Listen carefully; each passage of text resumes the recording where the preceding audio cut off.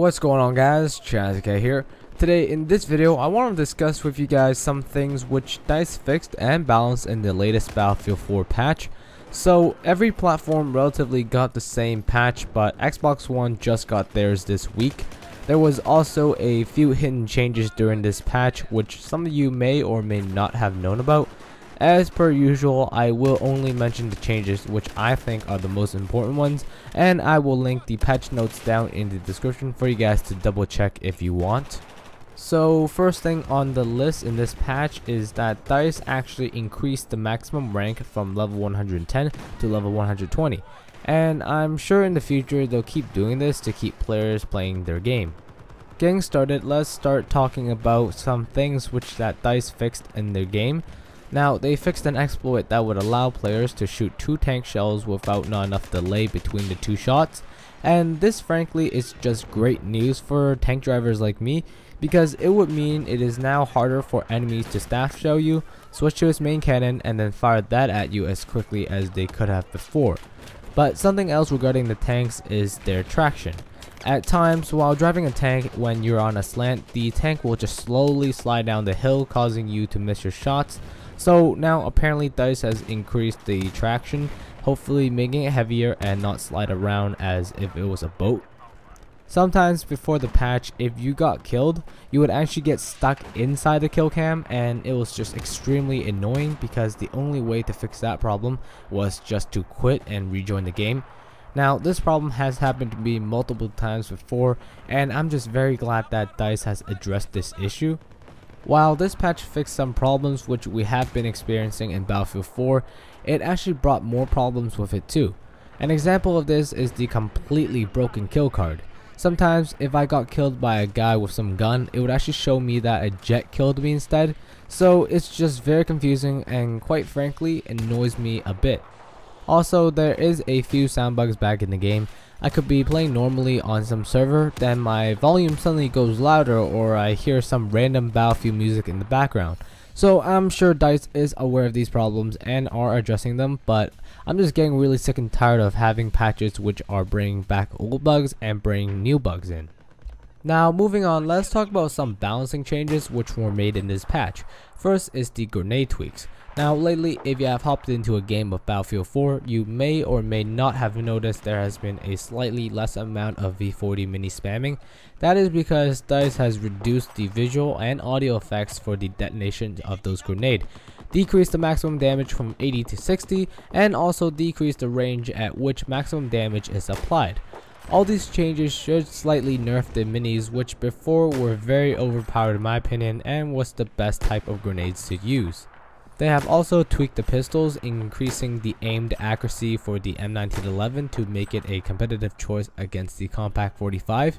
DICE has also increased the close range damage of some pistols such as the M1911, the QSZ92, the FM57, the CC75, and the Compact 45. Lastly, DICE has increased the magazine capacity of the QSZ92 to 20 rounds and reduced the recoil to give it a clear difference from the FM57. So I'm sure if you played Battlefield 3 before and used the revolvers, you know there is a slight trigger delay, and this has also been implemented with Battlefield 4's revolver, but the problem is Battlefield 4's delay was much longer than Battlefield 3's, which just made the revolvers basically unusable. But now in this patch, the delay has been shortened, so maybe the revolvers are a better choice. On to the weapons update. The accuracy of the pump action shotguns such as the 870 MCS, the Hawk 12G, the Spaz 12, and the UTS 15 has been increased while on the move and aiming. DICE has also adjusted the way an accuracy is handled while transitioning from hipfire to aimfire. This change helped benefit the LMGs mostly because that is where most likely a player will start hipfiring and then transition to aim down fire. So if you used the MBT loss before, you know how easy it was to hit targets because it automatically locks onto enemy vehicles. Well, now MBT Law's tracking system has been slightly nerfed, making it harder for the missile to detect an enemy target, meaning it would now take more skills to use this weapon. The M2 slams also had a slight nerf. The range at which it would do maximum damage to the vehicles was reduced from 6 meters to 3 meters. The range before the patch was too large, making the M2 Slam far more superior to the M15 mine. And lastly, the heavy barrel's accuracy bonus is now also applied while on the move, but at a reduced rate. This should give the heavy barrel a wider role for players who desire accuracy while aimed in all situations. Finally, let's talk about the vehicle changes. So as you all know, the mobile AA is extremely deadly when faced against aircrafts. The cannons with the missiles combined will just swat you right out of the sky, so DICE is responding by reducing the total amount of missiles carried from 6 to 4, and they have also reduced the velocity of the 20mm cannons from 1,200 meters a second to 800 meters a second to match the 30mm cannons.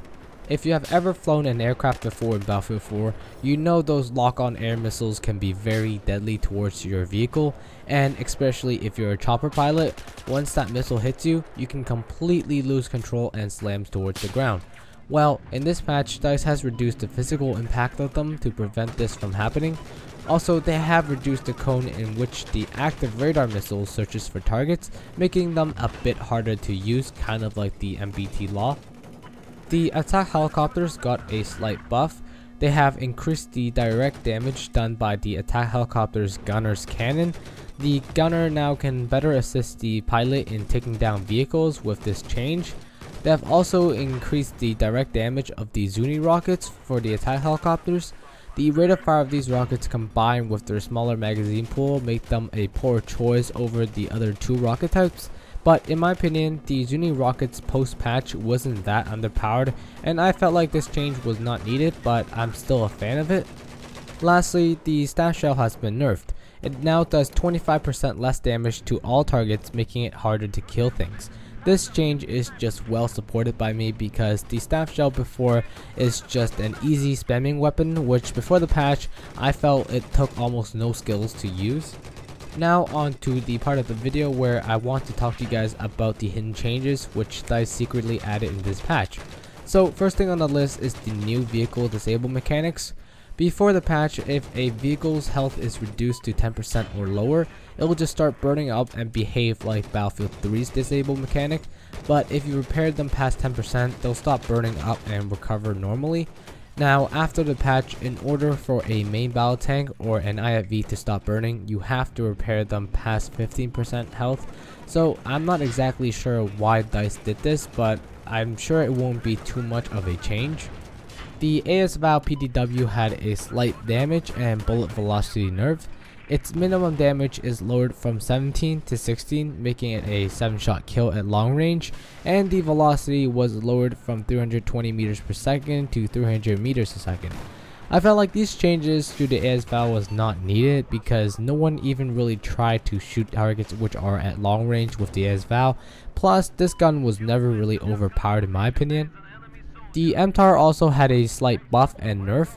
The reload time when there's a bullet in the chamber is buffed from 2.5 seconds to 2.4 seconds, but the bullet velocity when the gun is unsuppressed is reduced from 570 meters a second to 540 meters a second.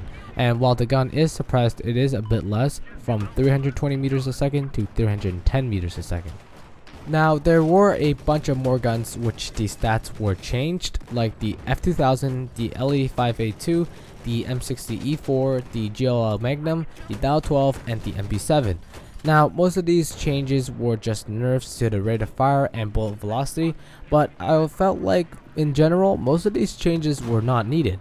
Example of this is the L85. The damage and the rate of fire has been lowered, and now I feel like the gun is underpowered and not a good choice compared to the other rifles.